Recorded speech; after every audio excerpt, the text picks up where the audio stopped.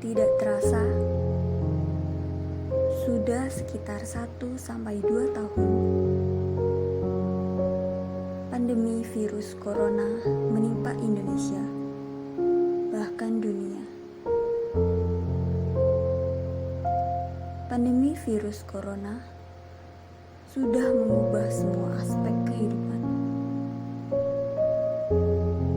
Semua terkena dampaknya. Deadly coronavirus. First case of coronavirus is worrying news. Like this could be a global epidemic. Dari peristiwa pandemi virus corona itu, sering terdengar sebuah kata yang menjadi momok bagi banyak orang. Dan mungkin kamu salah satunya. Ya, kata itu adalah PHK.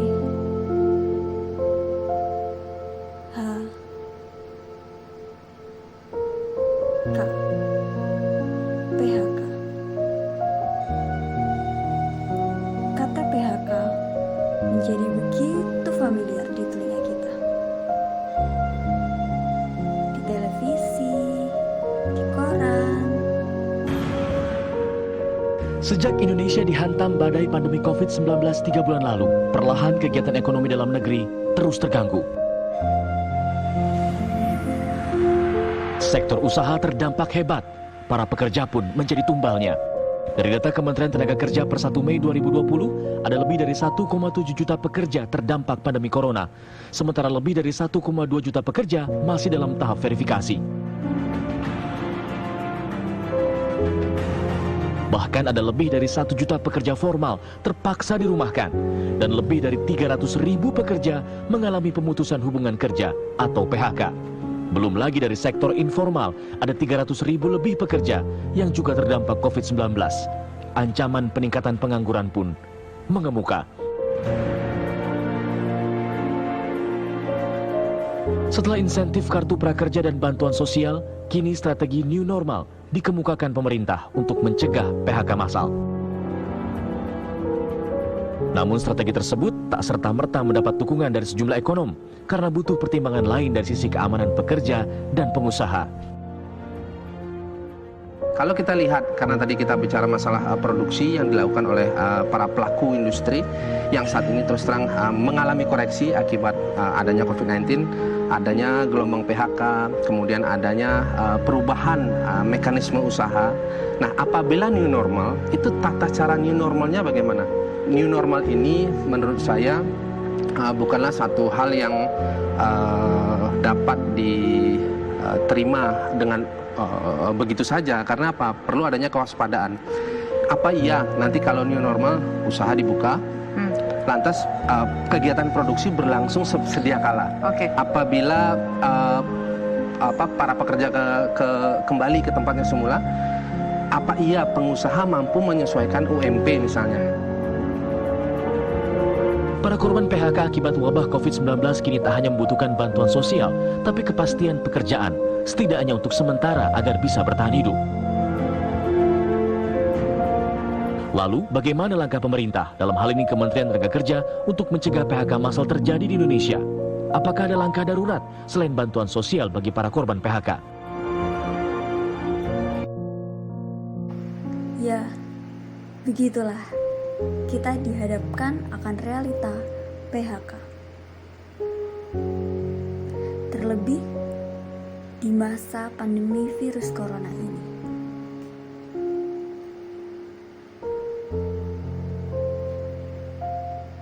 Kita tidak menjadi asing akan kata-kata PHK itu. Bahkan kita sering dihadapkan, terdengar di tempat kita kerja sendiri.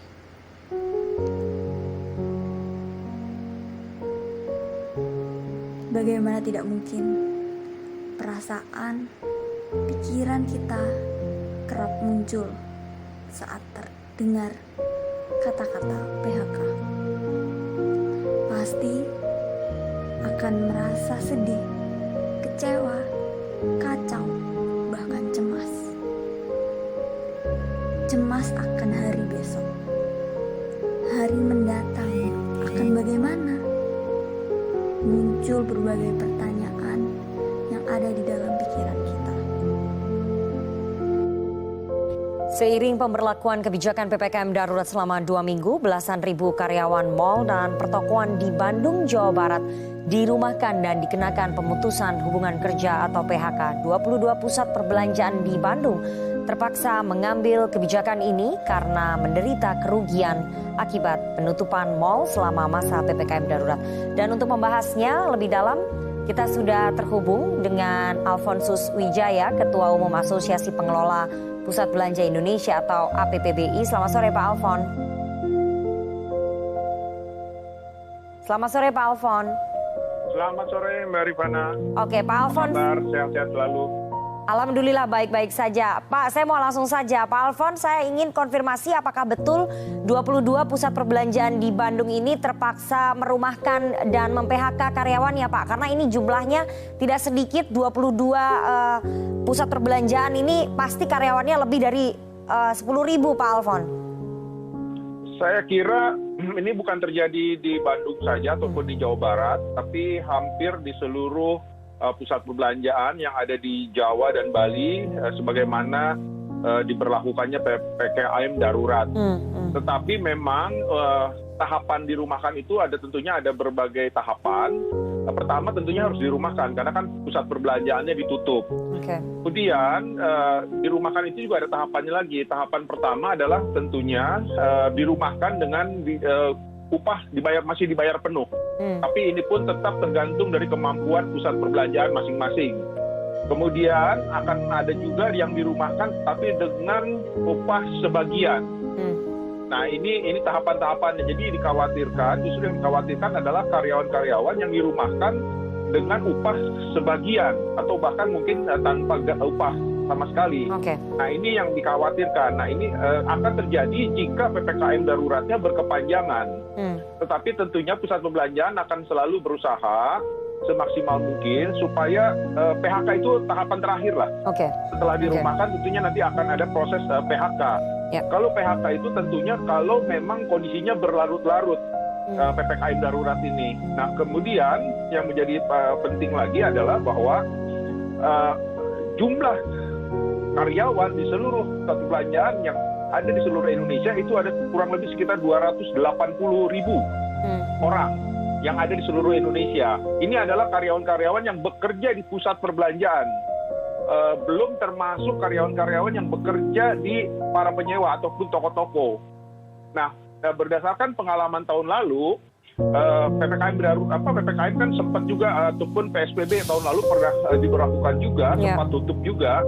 Kurang lebih maksimal sekitar 30% dari total tadi 280.000 tadi yang berpotensi untuk bisa dikena PHK jika PPKM-nya berlarut-larut. Oke, baik. Pak Alfon, saya ingin tanya presentasinya lebih banyak yang merumahkan apa lebih banyak yang mem-PHK? Bukan berarti tidak ada yang di PHK, tapi ada yang di PHK, presentasinya lebih banyak yang mana Pak Alfon? Sementara ini masih dirumahkan. Jadi mudah-mudahan PPKM-nya tidak berlarut-larut. Kami berharap sebetulnya hanya satu periode saja PPKM darurat ini. Tetapi kalau melihat situasi dan kondisi jumlah kasus positif yang masih terus meningkat sampai dengan saat ini, kemungkinan sangat sulit mengharapkan PPKM darurat hanya satu periode. Kalau sampai dengan lebih dari satu periode, ya inilah yang dikhawatirkan. Tetapi kami saat ini masih dalam tahap masih dirumahkan, belum ada PHK beberapa tapi relatif masih kecil. Pak Alfon, apakah sudah ada sebelumnya langkah-langkah antisipasi yang dilakukan oleh para pengusaha di bawah APPBI untuk bisa menghindari adanya tindakan perumahan kepada para karyawannya ini selama masa PPKM darurat? Sudah ada antisipasi sebelumnya Pak mungkin?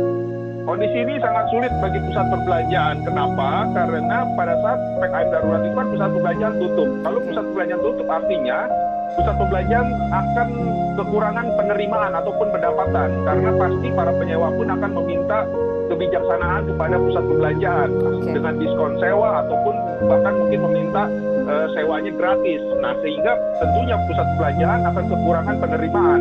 Tetapi di satu sisi, pusat perbelanjaan akan mengeluarkan banyak biaya-biaya yang relatif tidak berkurang.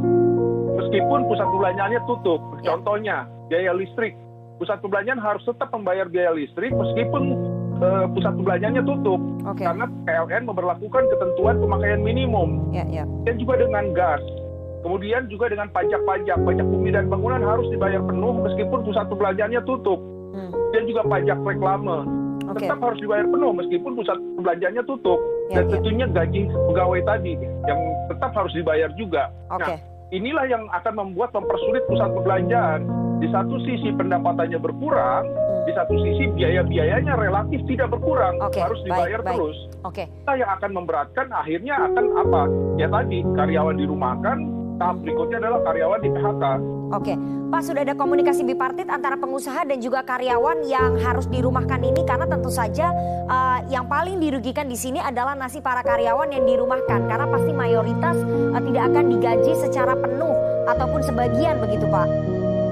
Ya betul, karyawan kami pasti setiap pusat perbelanjaan pasti tentunya akan mengkomunikasikan tentang hal ini kepada para karyawan.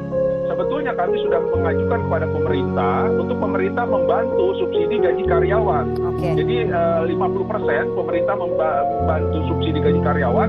Yang subsidi ini tidak perlu diberikan kepada kepada pusat perbelanjaan, tapi langsung diberikan saja kepada karyawan. Misalkan melalui BPJS Ketenagakerjaan. Jadi contoh misalkan kalau gaji karyawan itu 3 juta per bulan, pemerintah membantu 50% sebesar 1,5 juta yang bisa diberikan langsung kepada karyawan melalui BPJS Ketenagakerjaan. Pelaku usaha, pusat perbelanjaan menanggung yang 50%-nya lagi.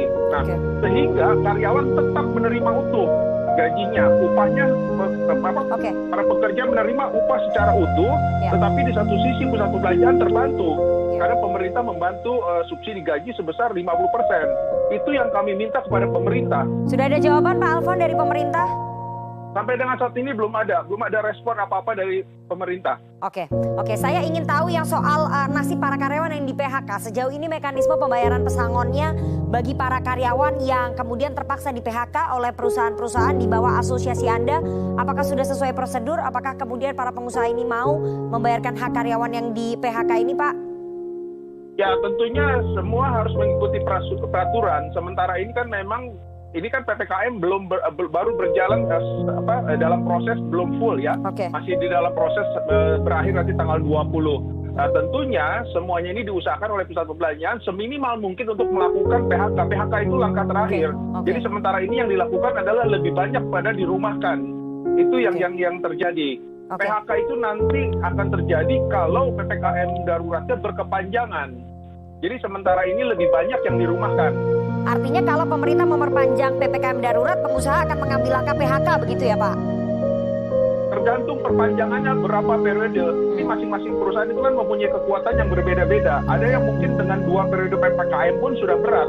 Ada yang mungkin dengan 3 periode PPKM masih bisa bertahan. Jadi setiap perusahaan tergantung kekuatannya masing-masing. Tetapi yang saya perkirakan, kalau PPKM-nya sampai 4 atau 5 periode, ini yang akan sangat memberatkan bagi banyak pusat perbelanjaan. Baik. Kita tunggu nanti bagaimana keputusan dari pemerintah, apakah akan memperpanjang masa PPKM darurat ini, dan apakah kemudian nanti pemerintah akan memberikan jawaban kepada asosiasi pusat perbelanjaan dan juga para pengusaha lainnya.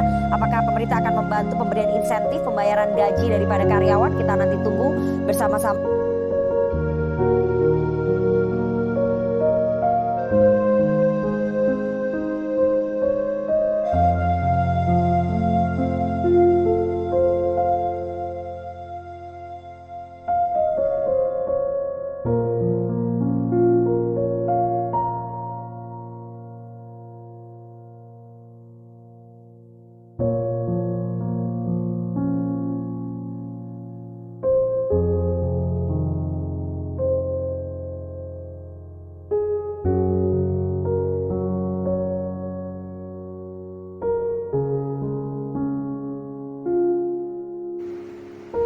PHK ini 11-12 saat kita mengalami putus hubungan. Kita pasti akan merasa kehilangan dan kesedihan.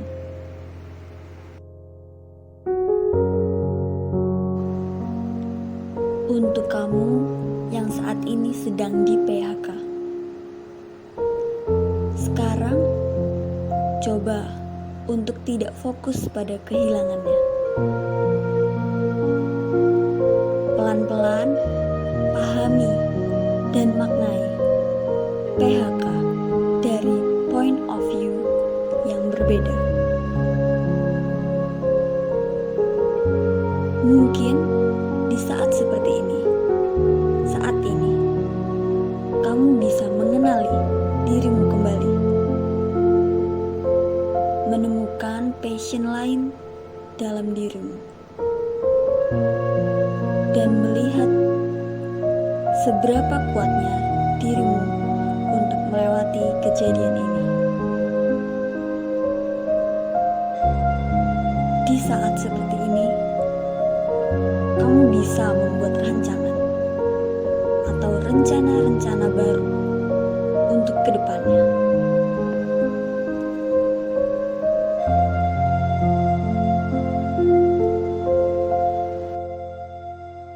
Perlu diingat,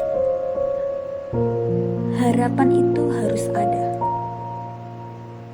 Kalau kita tidak memiliki harapan, kita itu tidak hidup. Maka kita harus punya harapan.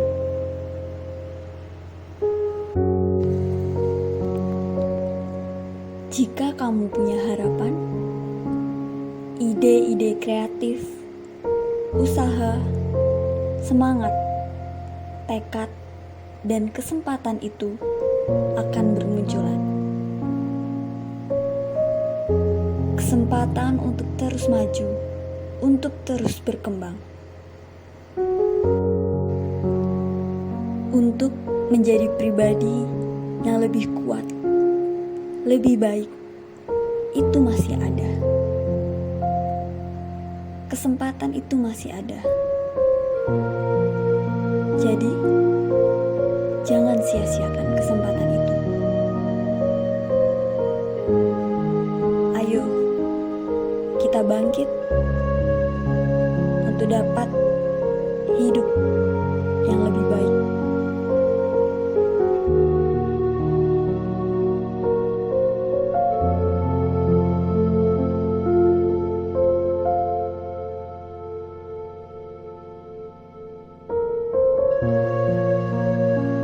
Ada salah satu falsafah Jawa, yaitu obah mama, yang berarti kita harus tetap berusaha untuk mendapatkan penghasilan.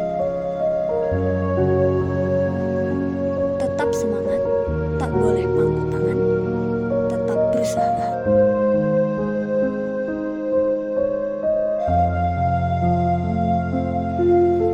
Untuk kamu yang juga mungkin kehilangan orang-orang yang dicintai. Peningkatan jumlah kasus positif COVID-19 nyatanya sejalan dengan bertambahnya jumlah korban meninggal dunia yang dimakamkan dengan protap COVID-19 di TPU Rorotan, Jakarta Utara. Jumlah kasus positif terinfeksi COVID-19 kian hari kian mengalami peningkatan.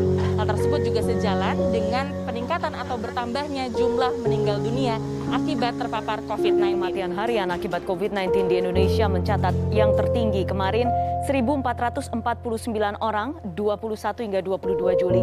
Jakarta berada di posisi ketiga mencatatkan 194 kematian akibat COVID. Nyaris tanpa jeda, ambulans jenazah terus berdatangan di TPU Rorotan, Jakarta Utara Jumat pagi. 4 unit eskavator bekerja seakan berlomba dengan waktu. Belum selesai menggali, peti demi peti sudah menunggu untuk segera dikuburkan. Sepanjang Jumat pagi, sedikitnya ada 20 jenazah dimakamkan dengan protokol COVID.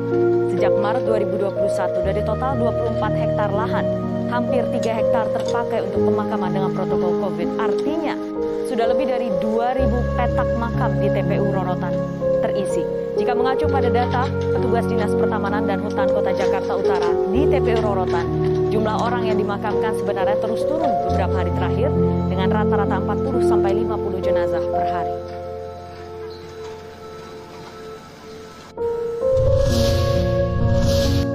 Informasi yang tadi saya sampaikan, 1.449 orang meninggal dalam 24 jam 21 hingga 22 Juli akibat COVID-19. Bagaimana kondisi terkini pemakaman COVID di TPU Rorotan Jakarta Utara? Ada Mahardika Utama, koresponden CNN Indonesia. Selamat siang Dika, bagaimana suasana di TPU Rorotan? Anda berada di sana sejak tadi pagi, apakah tampak antrian pemakaman? Ya, selamat siang Putri. Sejak pagi tadi betul sekali saya berdiri di TPU Rorotan, Cilincing, Jakarta Utara. Dan pemandangan yang berulang kali saya lihat adalah parade kedatangan ambulans yang datang nyaris tanpa jeda. Dan orang-orang yang Anda lihat di belakang saya adalah keluarga dan kerabat dari mereka yang dimakamkan dengan protokol COVID-19 sejak pagi hari tadi dan datang silih berganti sampai siang hari ini.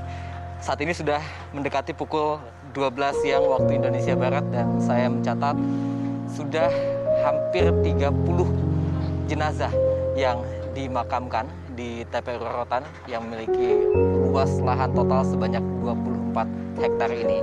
Dan seperti diberitakan sebelumnya, dari total 24 hektar lahan yang ada di sini, hampir 3 hektar lahan sudah terisi penuh oleh lebih dari 2.000 petak makam di TPU Rorotan yang sudah mulai beroperasi baru sejak bulan Maret 2021 ini.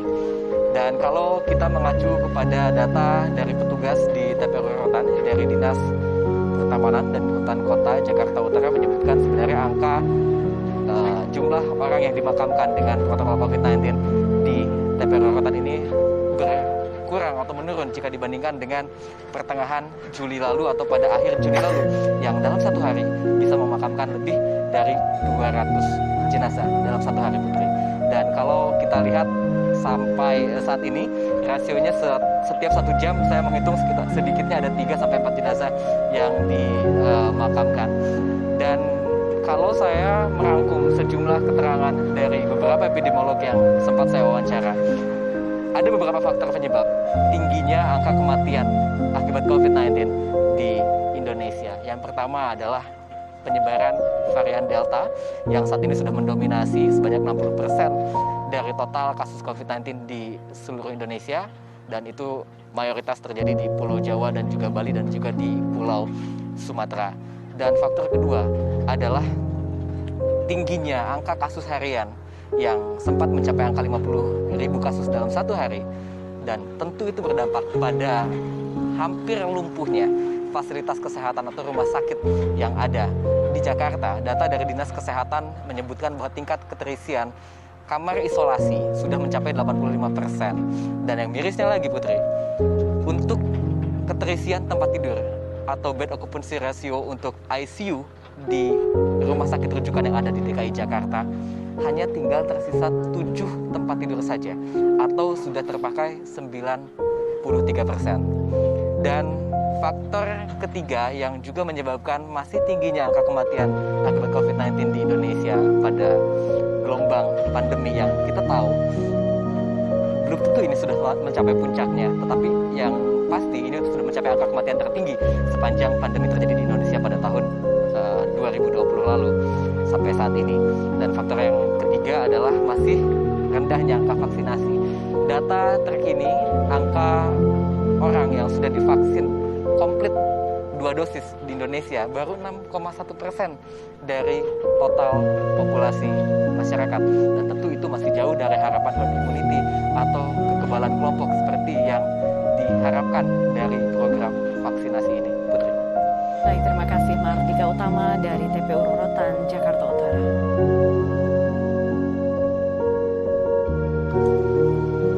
Terkadang musibah menimpa ke seseorang yang tidak kita duga-duga. Bahkan mungkin ke orang yang tidak bersalah.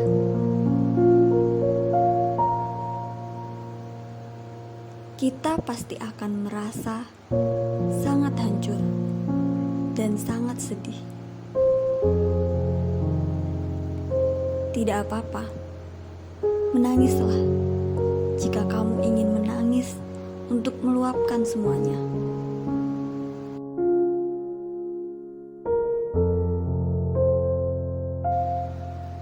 diingat, di masa yang sulit ini, Tuhan tidak sedang menghukummu, tetapi percayalah, Tuhan sedang membentukmu. Dari kehilangan, kita diajarkan tentang menghargai orang yang masih ada. Kita harus menyadari akan keberadaannya.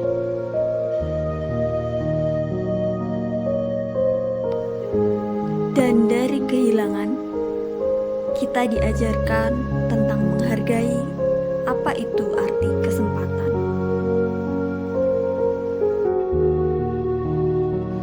Lihat, kamu sudah sampai di titik ini. Kamu perlu tahu kalau kamu hebat sudah bertahan sejauh ini. Mungkin kamu tidak mengerti arti dari semua ini. Tapi, cobalah untuk bersabar.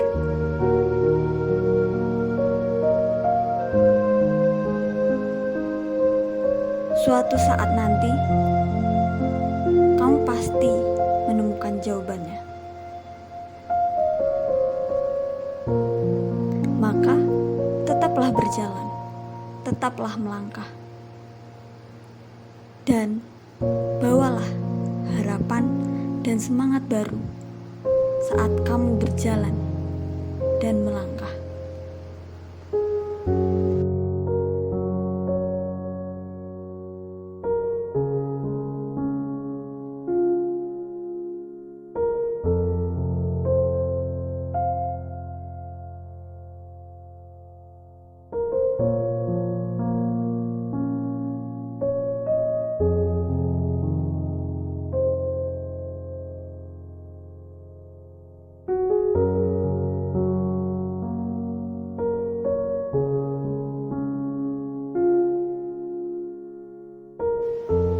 Untuk kamu yang kehilangan orang-orang dicintai, terlebih di masa sulit ini, di masa pandemi. Ayo bangkit.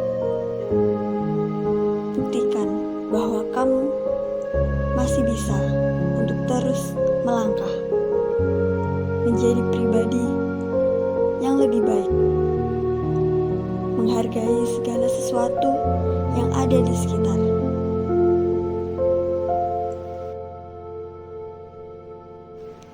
Berani menghadapi segala tantangan dan kesulitan.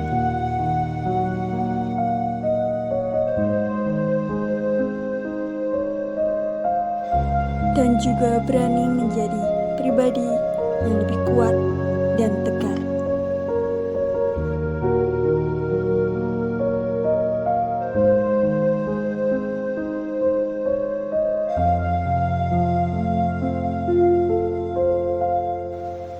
Saya ingin kamu tahu kalau dirimu itu berharga. Iya, kamu sanggup kok. Kamu bisa. Kamu mampu untuk menjalani dan menghadapi kejadian-kejadian yang sedang kamu alami ini.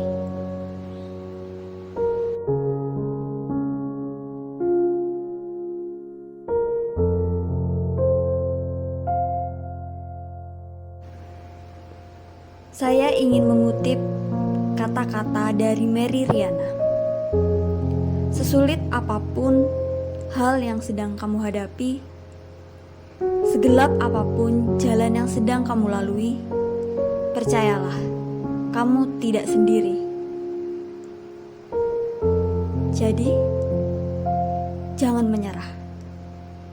Teruslah berjuang.